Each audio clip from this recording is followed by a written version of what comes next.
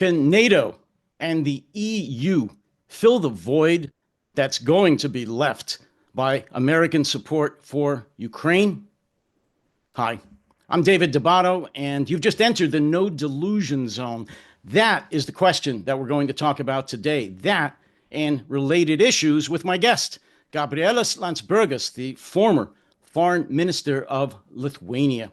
Since leaving his post as foreign minister, he has become a sought-after geopolitical analyst, as well as a guest at conferences all over the world discussing, of course, the war in Ukraine, Russia, EU, NATO, and the future of transatlantic relations between Europe and America. So, also then, Gabrielius Landsbergis, alles klar. Yeah, well, thank you for having me again. It's a pleasure to be back. And I apologize about the brief Deutsch. When I hear your name, Landsbergis, I don't know why. It evokes something in me. I used to be a Deutsche Dolmetscher in U.S. Army, and your name sounds very Teutonic. I want to start listening to Wagner and reading Thomas Mann. It is a German name. Jawohl, das stimmt. Anyway, so I just wanted to get that out of the way, but ganz genug Deutsch. Well, we will now go German. Now we will go back to English.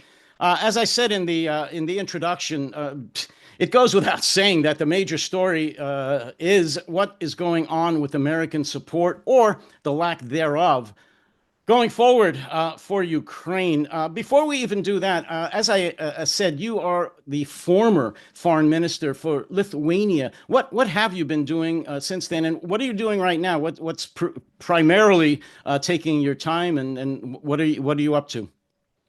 Well, I think in introduction you've summarized quite fairly. Since I left, I was, I would say that my main job is to advocate for things that I believe need to be said out loud, such as what happens if we fail Ukraine, if Ukraine is forced to submit to Russian demands or something like that, to call for more preparation in Europe, also because I don't yet have a feeling that Europe really has grasped that fundamental changes that we're seeing in our continent and what that will mean for each and every single one of us. So I speak in the conference. I'm giving interviews. I'm trying to write and advocate basically, but it all kind of I'm calling for people to wake up and really to take in what is happening, because if we don't, I'm worried that we one day it might be just too late to start doing anything. Well, and I appreciate that. And I was serious when I during the introduction. You have been one of the most, in my opinion, clearest voices on that within the European leadership, both before, while you were foreign minister and since. And you have, if anything, made your voice even louder and more clear about this, because, to be honest, the danger is increased, which is why I want you here again, of course, to speak about this. So let's get right to the question that I had announced in the introduction. As you know, and in fact, I watched a podcast of yours from about a month ago, and in the last month, things have changed so dramatically between the Trump administration and Europe and the support for Ukraine, that it's almost as if you were speaking 10 years ago about the situation. And I'll be honest, you were pretty optimistic. And I know that some of that might have been diplomatic, but I really think you were at least a little optimistic about what Trump might do, as everyone has. Nobody wanted to write him off as just a total lunatic or dictator. However, it's been a month since then. How would you characterize where American support for Ukraine is right now vis-a-vis the Trump administration and Trump personally? Yeah, I have to admit that I was optimistic at the beginning.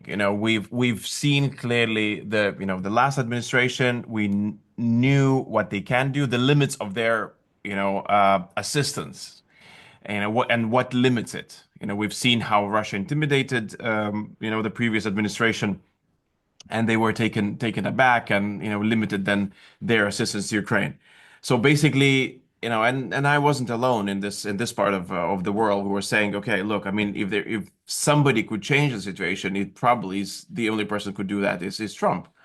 And when he started, he talked about sanctions. If we even remember that time when he said, I will sanction Russia, if it doesn't agree to my terms.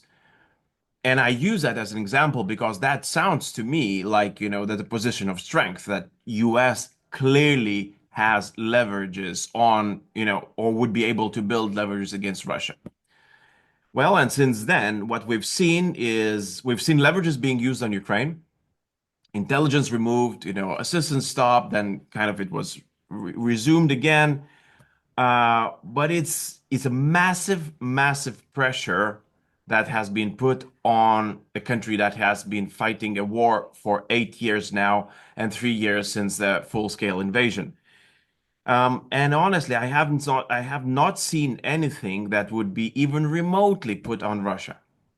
Even when Russians refused the first ceasefire attempt, the second ceasefire attempt, that basically they're just laughing out loud about, all the attempts. And unfortunately, well, this U.S. administration has something different in mind, which only I can, try to characterize as giving in to Russia's, whatever Russia is doing. Let me ask you the question that everyone has asked at one point or another, including myself. Do you believe, based on all the information you have, that Russia, not Russia, Trump is actually a Russian asset? Look, I don't know. I'm unable to answer this question, directly. I'm seeing that at this point, Putin sees Trump as an ally to achieve his goals. That is, you might ask how I see. You might ask whether Trump sees himself in that way. It's too difficult for me to get into his head. But I probably know how Putin sees him. And I think that he barely can believe his luck. I even joke that, if there's something that, that Putin would ask of Europe is then to remove sanctions on champagne, because there's just clearly a lack of that in Kremlin with all the celebration. Well, I have to agree with you. I have to say, Gabrielius, I have asked myself this question a million times because at first I said, of course, absolutely not. It's ridiculous. It's conspiracy theory. And then I went the other direction after he started just caving in to Putin 100%. And now here's what I feel. I don't care. It really doesn't matter because he is doing everything that a Russian asset would do. So whether he's actually on the book of some handler in the Kremlin and getting paid, or they have some blackmail on him, some videotape, really doesn't matter. He is acting. He is behaving as a Russian asset would. So it's really irrelevant. Yeah. Yeah, I mean it's really really worrying. I tried to kind of explain to myself the worldview of Donald Trump and this administration. Like how do they see the world? I mean, there has to be some sort of explanation, right? It cannot be, I mean, people are saying, look, it's transactional, this is this. Okay, I get it, but it's still you have to fit it in into some sort of worldview, right? So I basically imagined myself, a couple of explanations. One is that basically it's, this imperial worldview, a couple of empires, just dividing the world. American empire with Canada, Panama, who knows what, Greenland. Then, Russian empire with, chunks of Europe and Ukraine and whatnot, and probably Chinese empire, again, with questions still open to how far US would be comfortable with Chinese empire expanding. And that would explain to me then, what is happening with his rhetoric towards his partners in Europe. That would explain then his attitude towards Ukraine, because basically he just doesn't care. It's not my problem. It's Russia's problem, and I will let Russia handle it the way that they want. But for me, honestly, I mean, it's very scary because then you ask yourself a question. So where does, Lithuania fit in all of this? Or, Well, yeah. other countries around the region? Well, I think one of the problems that people have, and it's not their fault because I don't think the world's experienced a Trump before, exactly a Trump like he is. So it's very difficult to try to pin him down or to say what his plans, his goals, his ideology is. And my personal opinion is he has no ideology. Don't overestimate Trump's mental acuity. It's very low. I think the easiest way to figure out Trump is to look at a mob boss, not an imperialist, not even a dictator. Look at a mob boss and how he acts and behaves and what his world view is. It's pretty myopic. It's pretty narrow. He wants to But be the top guy, and but that. it's still based basically there is a worldview even for a Oh, person like you describe him. It is based on power, right? oh yeah, oh yeah, So, yeah. if you own a gun and I own a gun, so kind of in a shootout, we'll define who runs the street. Oh, power is absolutely no. I don't mean to Yeah, say it's not, but I yeah, think that people try to overthink, not you yeah. per se, try to overthink what he's trying to do. I just think he's trying to be the top dog. I don't think. I know that's all he's trying to do. He's playing that out though on a world stage. He happens to be the most powerful man in the world. He is the president of the United States. And so he can do many, many things that an actual mob boss could not do, but he behaves the same way. He really does. In threatening his allies. That's what mob bosses do. One day there is his friends, the next day they're lying in the gutter with two shots in the back of their head. That's just the way it works. I'm sorry but that's just the way it is. They don't have friends. And it's not even so much about money. It's power. You hit it. It's power. He doesn't need any more money. He likes the power game. So I guess what I'm trying to say is he's not trustworthy. He doesn't have compassion. He doesn't care a whit about democracy or about nations being wiped off the map. He doesn't even think about nations or territory or maps at all. So I think I really do mean this. If people consider him in that way, it's a little bit easier to try to plan his next move. If you think of him as a worldwide mob boss with the most powerful army in history. Yeah, it is. I mean, I've been trying to wherever I go, I was trying to to convince people that I don't see a very good outcome of anything that is happening now. I mean, the only outcomes that would be considered good is that something so unexpected happens that we cannot plan for it, and then we just kind of, and then the day is saved. Because otherwise, you know, so for example, when it comes to the so-called negotiations on Ukraine, I see basically two outcomes. One is where, the Putin is seemingly increasing his demands onto United States, and part of the demands go to Europe even, where either Trump will have to take it in and try to force Europe to do his bidding, even though no European is at the table with during the negotiations. So the list will be so long and so it's so scary that that it would mean that US might be forced to leave parts of Europe to Russia because that will be what Putin is asking. And if you want to make a deal, so you then have to take, everything, right? Because if you want to build a position of strength, then you have to have leverages on Putin, right? So you have to start imposing sanctions, assisting Ukraine, and nothing like that is happening, right? We're not even close to any new deal being brokered in Congress that would, provide more assistance to Ukraine as a kind of showing a, leverage to Putin that look, there are things that we can do to you to hurt you. Now there's nothing. So that means that either you take it all, or if he's unable to take it all, then he will need somebody to blame. He'll need to pin on somebody. And as I'm pretty sure that won't be Putin. That he'll pin it either in Ukraine, he'll pin it either on Europe. Somebody will have to take the blame because it won't be Putin and it won't be Trump. So again, I mean, maybe there are some other outcomes of the whole situation, but I'm not too confident that we'll see them. Tell me your thoughts after you had read the either the transcripts or the available information after the first round of the so-called negotiations in Riyadh between the Americans and the Russians. Yeah, I mean, I'm seeing quite a lot of optimism from the American side. That things are going well. There's we're building trust and building understanding and whatnot. Then you read the Russian transcript, because normally we would, at least we're taught in, in the schools of diplomacy in Lithuania, that you always start with a Russian transcript. This is, this is what you have to read. They will tell you what they actually think about the whole thing. And and from there, then you read in, because, American readout is still extremely diplomatic. And Russian transcript says it all, right? So, we didn't achieve anything. If you want to achieve, there is a shopping list that you need to deliver to us, or else we'll continue bombing Ukraine, and as if no agreement has been ever made. So that was the first round, the second round, and we are still there, and it will boil down to the situation where, as I mentioned, either you give in everything, and force your allies to deliver on the shopping list, on Putin's shopping list, or you tell, okay, we made a deal, and if it's not working, well, Europe's to blame.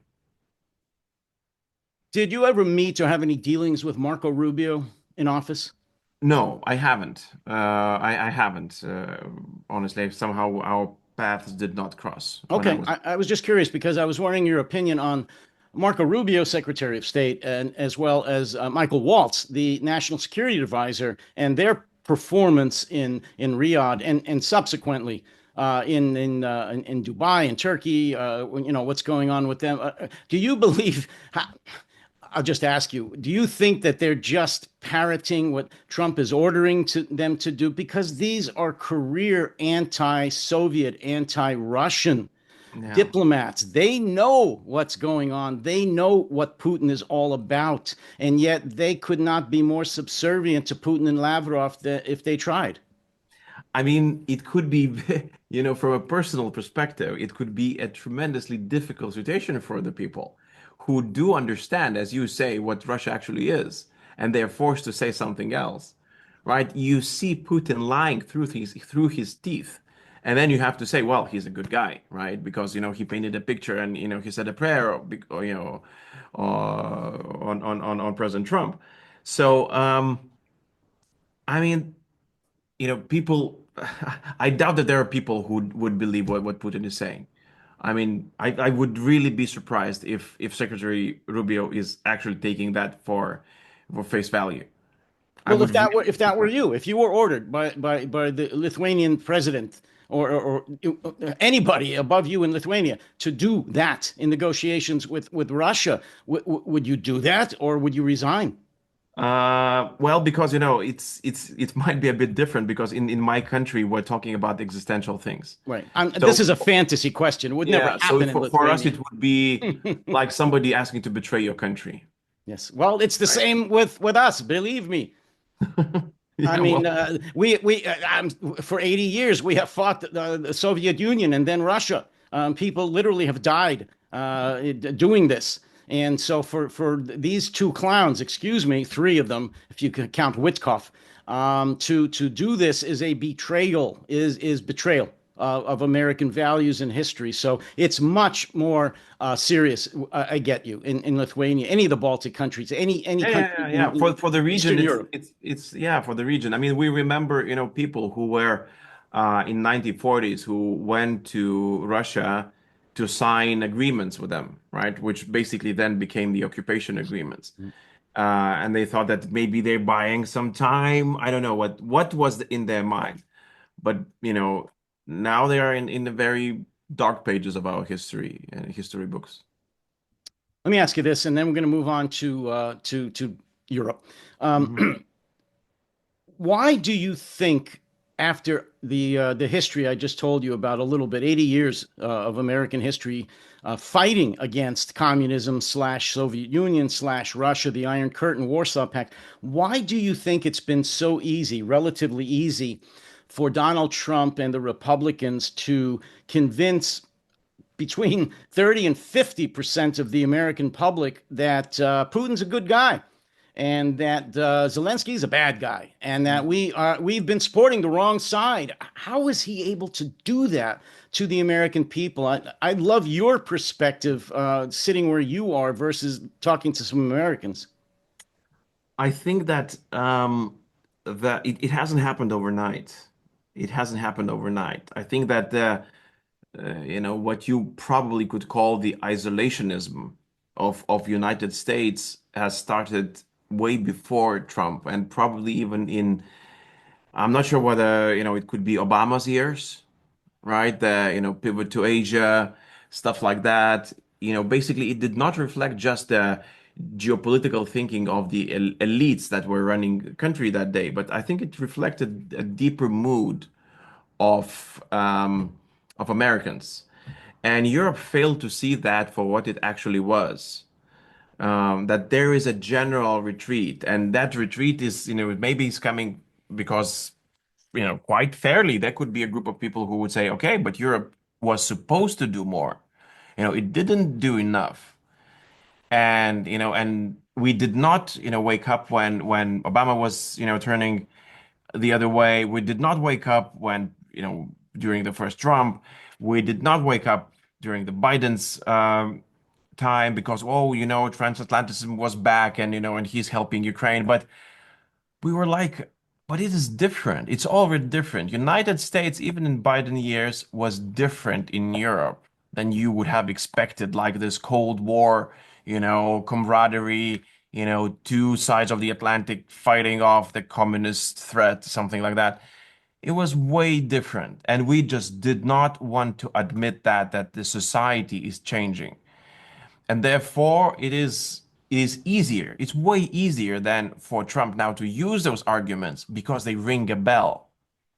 You see, so I'm kind of I definitely, don't take me wrong. I don't like it. Kind of it's scary to be a European on the front line and kind of and discuss whether United States is still with us.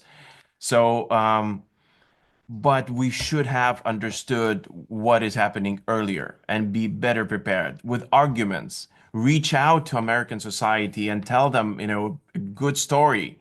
And now we're just, we're in the station and the train has left and we're like, oh, okay, we missed it. I agree with you. And let me just add one last point to this before we pivot over to Europe. This is not anything new. You're absolutely correct. In fact, if you look back in history, not that far, 100 years to World War One, we were isolationists then. It took, well, it took almost 4 years for us to get involved in World War One. It was a huge push to do that. The isolationists were very, very strong. And then 20 years later, it was the same thing. We had America first. Trump didn't invent this. This goes back to the 1930s. And we had actually Nazi bunts in America, very, very strong German Nazi groups supporting the Fuhrer here. I did a couple of podcasts on this. They had huge rallies, one in Madison Square Garden with 20 or 30 people and pictures of Hitler, 1938 and 1939. So our isolationist, we don't want to get involved with the world, it goes back pretty far. Trump Yeah, has tapped into that, obviously. yeah. MAGA, the Republicans have tapped into that. But that's been simmering underneath the American culture, the American society for a very, very long time. Put that together with his de emphasizing education and science and questioning the truth, what is right, what is wrong. And you have the perfect storm, and that's where we are.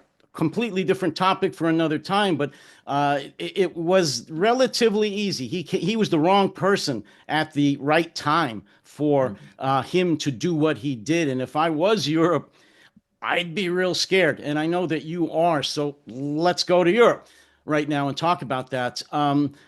You said correctly in your last podcast, but certainly recently, that Europe is finally waking up to the existential danger that they truly are in.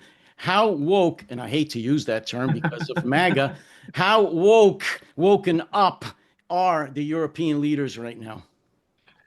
Well, we are seeing really tectonic shifts in some of the countries, and I would probably use the example of two of those, that influence our security very strongly. The one is Germany, and basically the government has not even started working after the election, and there is already a 1 trillion euro package of investment put on the table, where half of it will go to defense and half of it to infrastructure.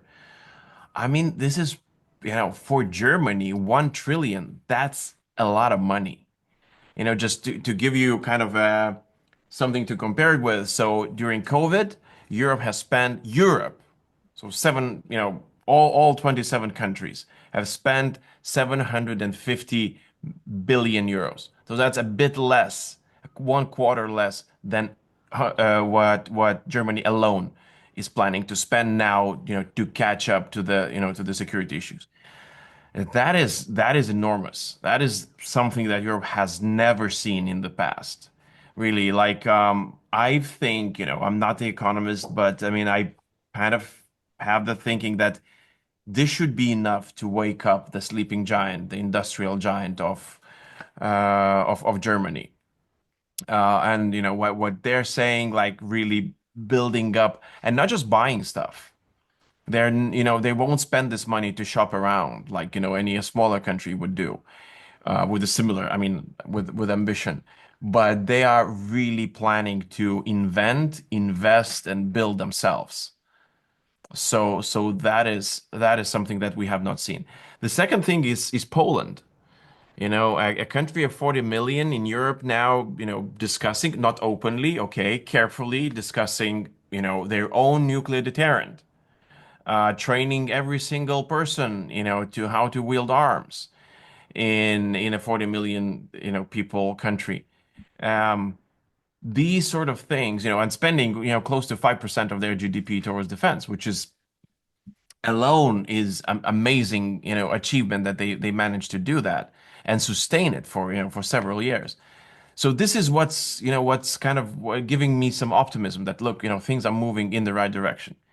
What I'm a bit worried is that European Union as a unit, as an, kind of a continent, has not found a way how to pool all our resources together.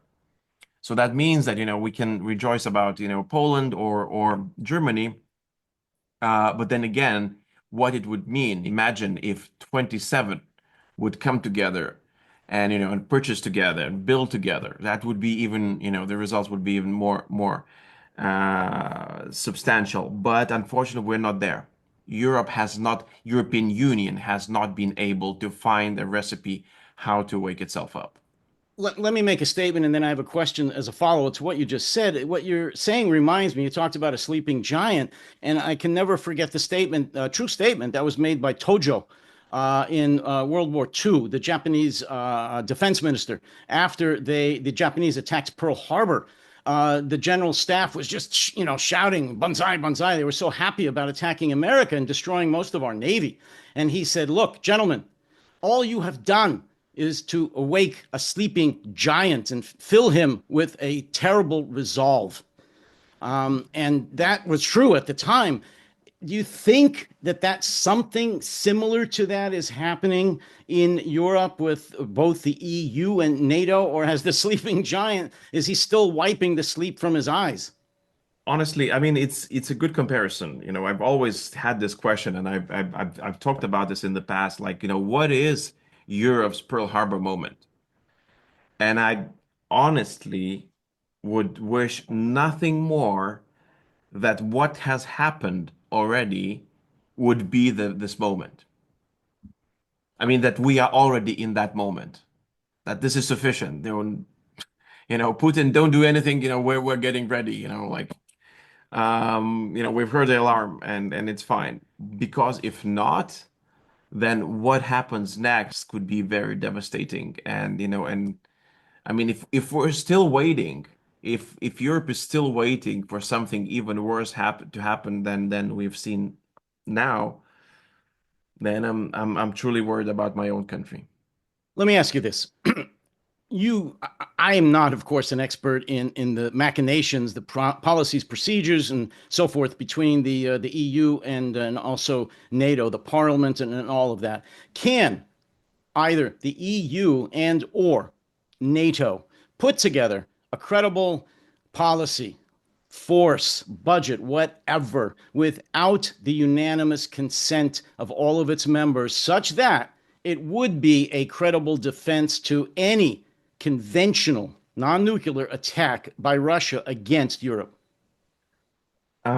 Institutionally, I don't think that any institution is ready for that because EU has disruptors inside who are, who are closer to, whose interests are closer aligned to Russia's than to any of ours inside Europe. Not to mention Hungary or Yeah, Slovakia so I'm or any basically of I'm these people. mentioning, yeah, yeah. So, I mean, and people are saying, look, okay, we need, European army, European Union's army. I said, okay, fine, but can you imagine running this army with Hungarian veto, right? We cannot even make, foreign policy decisions. More than 60% of them are blocked by Hungary. So imagine having a general to go through that, and not being allowed either to mobilize or to purchase or to procure or do anything. Is there any way to get around that? Like I said, that's got to be a unanimous decision. Is there any way to do anything to come Yeah. up with new policies and procedures that don't require unanimous decisions to exclude the Orbans and the Fizos and that kind of ruining the credible European defense? It is possible. It's very lengthy procedure in European Union. It's called Article 7. Upon if you invoke the Article 7, then not in theory, I mean, and invoke and implement the whole procedure, it basically removes the veto right of the country that is disrupting the processes. Why is it so long a procedure? What has to happen? Because there are multiple steps. There are multiple steps, multiple votes, and one of the final votes has to be like 26 countries voting for this removal. That means that you have to have Fico supporting the removal of the vote from Orban, right? So it's a very difficult procedure. But again, I mean, without trying it, we are kind of sending a signal to Orbans, right, of Europe, which there might be more than just one, saying, look, you'll be fine. Just go ahead, disrupt things, and and it'll be fine. On a more practical, note, what you're asking, whether, so what could be done? Honestly, I mean, just a coalition of the willing. Like the Brits are now, trying to put together a coalition of the countries that would be ready to send troops to Ukraine. That is something. Um, and this has happened in the past. Now, so for example, Kaya Kallas now when she runs the meetings, the foreign affairs councils, she decided to have statements by 26 countries because it was literally just plain silly Europe meeting every month, gathering all the ministers to Brussels, sitting there for 9 hours and walking out and saying, "Oh, well, we have nothing to tell you." Why? Because Hungary blocked the statement. So now she uses this. Yeah, Hungary blocked the statement of 27, but here's the statement of 26. And so at least that okay, there are 26 people who care about Europe, who care about our, I don't know, credibility and status and whatever, just seriousness. Because we don't look like serious people if we, cannot even make a statement. So what army are you talking about? Like not you, of course, but I mean in No, general. I understand. Well, is there again a rule with the EU or NATO within any of the institutions within those two institutions where a secretary general or a director or whomever can call an emergency meeting or make an emergency proclamation to enact some kind of a procedure where it doesn't have to be unanimous, that he or she can say, we're going to do this, this, and that. We only need a consensus. We don't need a majority. I mean, is there any mechanism for something like that? Well, there has been a very lengthy conversation on, for example, how Article 5 would work in NATO. Because the way that procedure works, so for invoking Article 5, you don't have a consent, you don't need a consensus, right? It's up to the country to, just to say. Like in 2001, United States, after a September 11th attack, most probably the ambassador, US ambassador to NATO in Brussels, invoked Article 5. There's no vote after, right? You just basically go out there and say, we've been under attack and we need your support. It's Article 5. And then each and every country has to decide how they're going to respond. And the response has to be military assistance. But the procedures are different, right? So you can imagine that there are countries who have their forces at the ready, who are, extremely in line with US procedures. They're training together every day. So you might think, Canada, think, UK, countries where the connection with with the US is a very, very close one. So these countries are able to react very fast. Then you have countries with a very different democratic procedure, which cannot move a troop without a vote in the parliament. So if you expect that Article 5 would be, working like this, it will take a while. And then the responses would be different. Like, so for example, Lithuania sent, I don't know, 600 troops to Afghanistan. That was our Article 5 response. Then you have, Danes who send, I don't know, 4,000 troops. And the list was very, very long. In any case, so that was kind of a different approach to Article 5. But now the generals are asking the question, what if we don't have time? What if we don't have time? What if Russians are there with, hundreds of thousands of troops, tiny Lithuania is invoking Article 5, and then the procedures begin. Votes in the parliaments, discussions and debates, and it takes a while. So for the times like these, there was a thinking that maybe SACEUR, the supreme allied commander in Europe, which is, well, as per tradition, American general, would have a right to react without, kind of to, okay, let's call it preposition certain troops, elements, equipment, just in case something, something happens. So there was a very lengthy discussion about this, and I wouldn't be able to comment the length of it, but there are some elements that could be used in the case like this. So even without the political decision, even without the, all being as friendly as you might expect them to be in the case of crisis, the military would be able to do something, despite that. But now the discussion in Washington is whether US will retain the SACEUR or, whether they will still have it.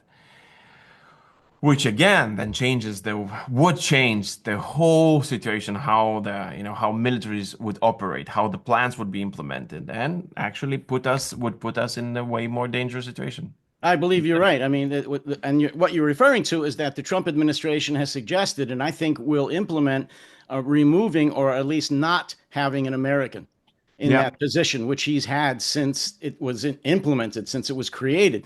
And that would then put the onus on a European general, which but but but would David, look, create I all mean, kinds of problems, or but maybe eliminate the position. the question is, you just think, let's think for a second. Would we imagine American troops who are currently in Europe serving under European command? No, they wouldn't. They wouldn't. They wouldn't. And Or it'd that be very, means very then, difficult. Yes, yeah.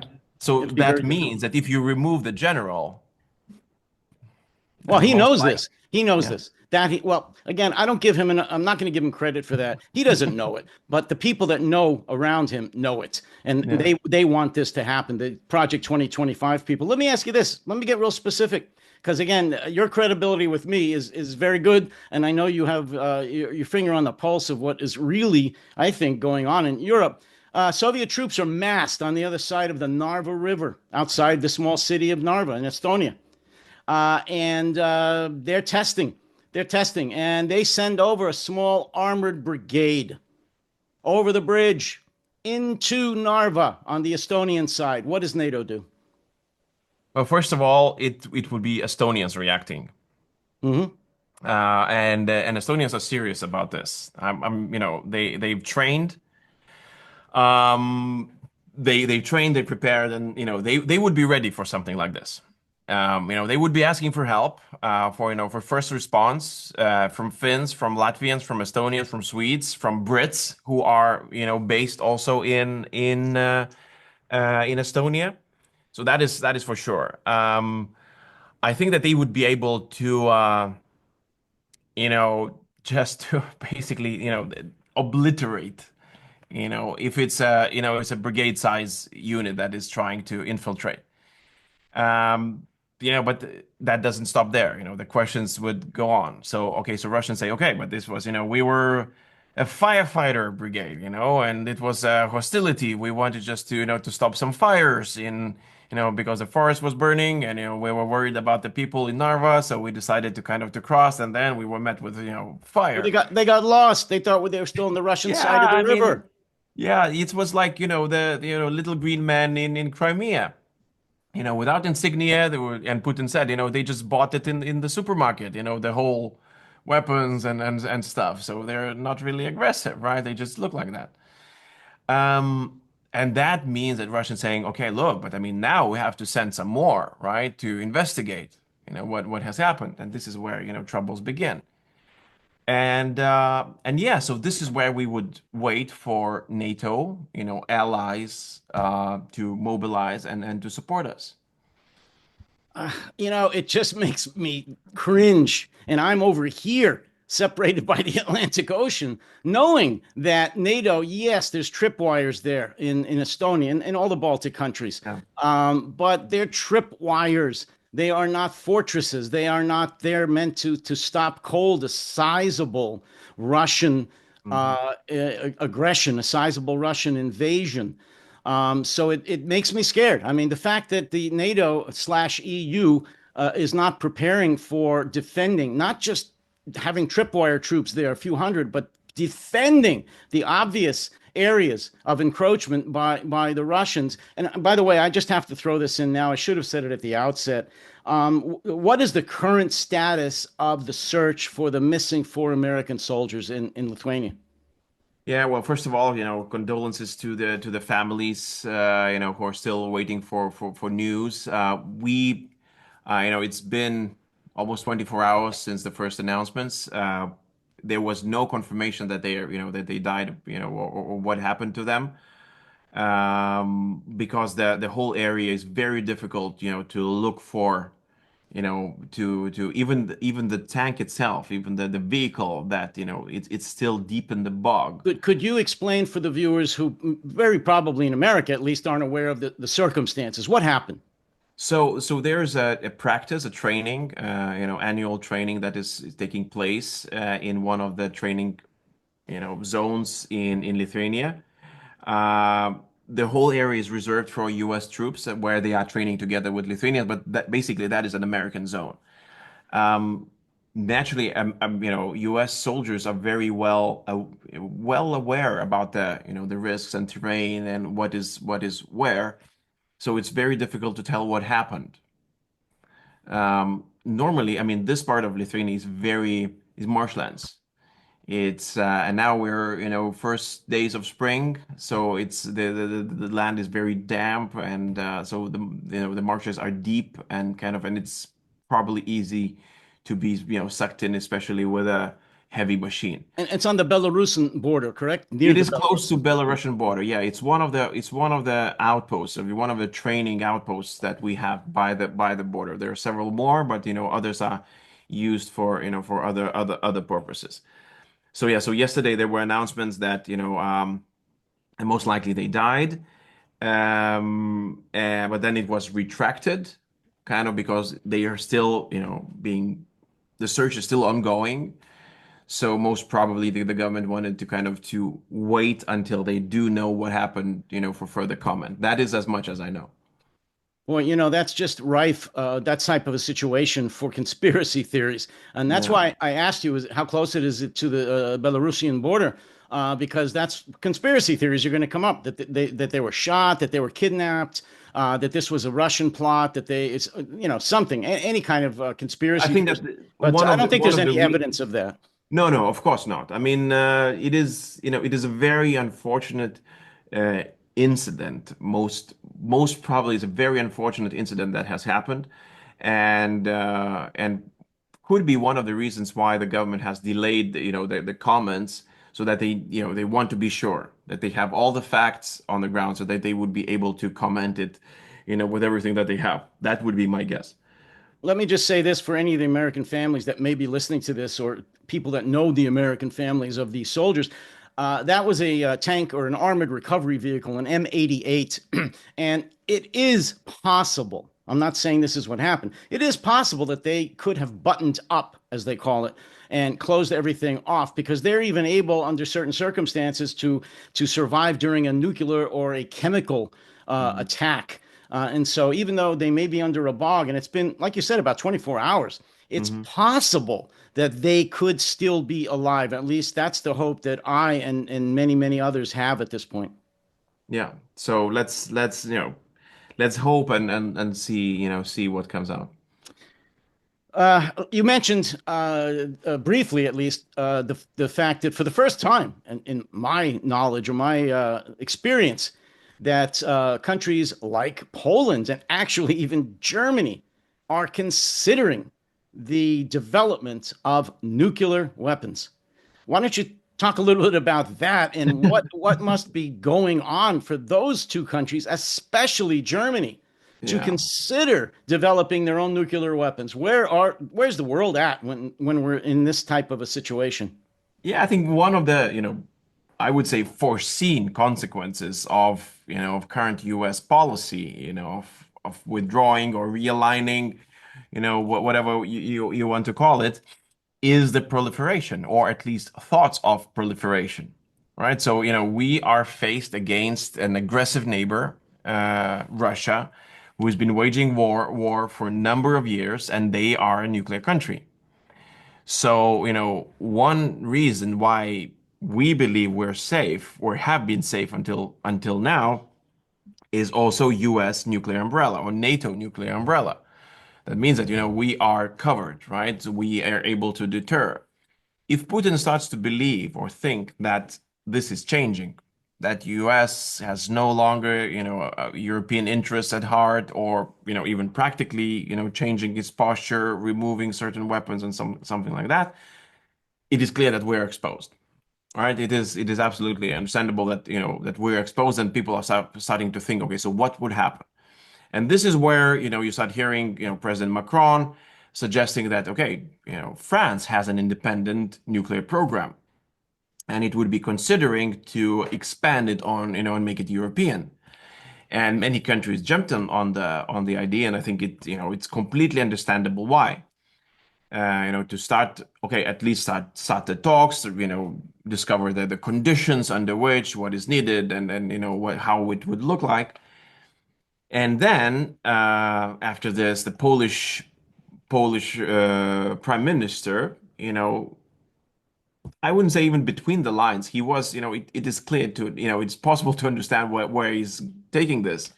He said, I mean, it's not unthinkable anymore to consider that Poland one day might have a nuclear deterrent of its own. And, and clearly, I mean, 10 years ago, it would have been unthinkable even to hear anybody saying like this for You a know, number of are you reasons. aware that some of the scientists on the Manhattan Project were Polish scientists? Yeah, well, So they have the expertise. They've had, in fact, Madame Curie actually yeah, was one of the. She invented, not yeah, invented. She discovered radiation and yeah. contributed a lot. So they have and have had the expertise for a very long time to do this. So I would say that probably at this time it is still theoretical, right? It's kind of showing the shift of mindset more than of strategy or military doctrine or security doctrine. But it's already a huge step. So imagine if Poles are saying this outright. So I wouldn't exclude that. Countries like South Korea, even Japan, Turkey, and others are actually thinking very similar things. So what has been unleashed by the change of policy in Washington, we still are unable to comprehend the totality of it. I mean, there are so many different directions to which dominoes are falling. So because it's not one line of dominoes that was kind of you push, but it's diversions. It's like a huge tree of it, and branching and branching, because I mean, it's just enormous of what has been started. Would you say that the shock factor is still happening? That people are Yeah, still in shock? absolutely. I mean, and because we don't know, right? So there are people in Europe, and I'm just couple of days ago, I had a conversation with a very interesting group of people where, there is still a lot of belief that, look, but maybe things are not as bad. Maybe Trump will turn around. And I'm not saying that, that it's impossible. It could be, right? There are people who are saying, look, I mean, this is it. We have to have a plan B, maybe a plan C, who knows, right? Because we really don't know what the world will look like. So, the extent of a change is still being discovered almost every day, right? So, even with the Signal Group, the scandal that is still ongoing in the United States. I mean, for us in Europe, the only thing that we've read in it, right, is the almost, ideological hatred towards Europe. It has been done for the press. It hasn't been done, to alienate us. Basically, it's the pure thinking of a very high official in the U.S. administration, where he says, Europe is pathetic, and lays out the reasons why. So for us, this is, again, one more confirmation. Okay, so we really need to think about the world without the United States. I wasn't going to really get into the whole signal thing, but you mentioned it, and it's, of course, it's a We can. seismic event. Let me just ask you this: after reading the transcripts and digesting what was said and the significance of that, in Europe, well, in your experience as foreign minister, how can European nations uh, trust their own intelligence sharing now with the United States? Uh, well, if there has to be some, I will be diplomatic, reassurances from United States, to the allies that things are under control. But assuming that they're going to lie, which they will, what's your honest No, I mean it's answer? people who care, right? People who do care. They're very pragmatic, Yes. and they are able to cut through the political talk, and they do understand what's happening, and people do understand that mistakes are being made. And nobody's immune. People do make mistakes, and then you apologize, you move on, and but you have to make sure that this is not being repeated, that this is not happening, that there are no more other chats, that But no first, you have Russian. to admit it. You just said that. They have to admit that they did something wrong. Right Yeah, now, they're because just blaming the journalist. yeah, I mean it's a lot of it is about trust, right? And the only trust that has been built throughout the last month or a bit more was that, Putin thinks that we are where he wants us. That he trusts that we are weak. That is an issue. That is an issue. It's an issue to United States, it's an issue to Europe, it's an issue to Ukraine. It would be better for us all to understand that we're in the same boat and, to change this. Let me ask you one last question, and then we'll close out with that, because I think it's perhaps the most important question, even though everything we discussed is pretty incredible. What do you think the chances are in the very near future, whether it's the next few weeks or months, that Donald Trump, whether before, during, or after a possible ceasefire agreement is reached, actually sends support, whether it's diplomatic, military, or weapons supports to Russia against Ukraine and becomes an actual official ally of Vladimir Putin? Well, I was pretty shocked, reading the comments coming out from Riyadh, where United States officials were saying, we're thinking about assisting Russia in their transit of agriculture goods, through the Black Sea and stuff like that. And I was really thinking, what do you mean by assisting? Like, are you going to send a corvette to guide Russian ship through the Black Sea so it's not attacked by a, Ukrainian drone, or assist diplomatically or assist politically? Like, what do you mean? So, I mean, it's not looking good.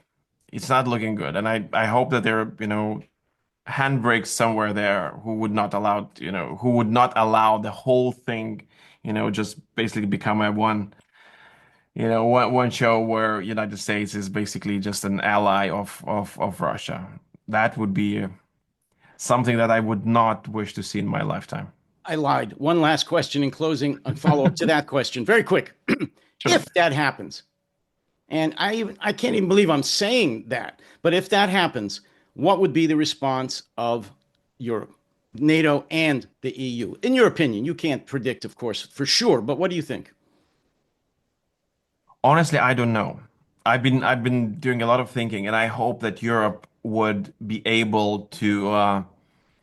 I mean, even if the deal, okay, let's kind of a bit more realistic, at least from my perspective, situation where, there's a very bad deal, it's being forced on Europe, where you have to take it because, well, we all want peace and therefore you have to help us help Russia, whatever. And I hope that there will be enough strength in Europe to push back on this politely, but say, well, thank you, but no thank you. So there's You not going to be at least in the near future, in your opinion, there's not going to be a crossing of the Rubicon where Europe is actually going to sever ties with the United States over some decision like aiding know? Russia in the conflict.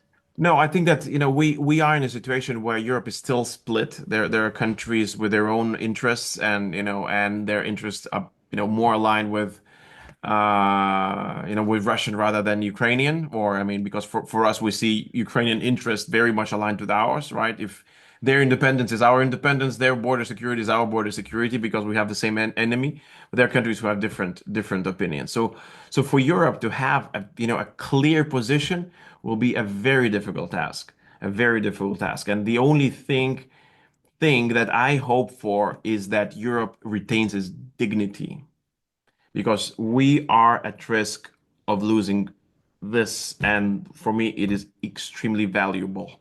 And I hope that we don't lose it.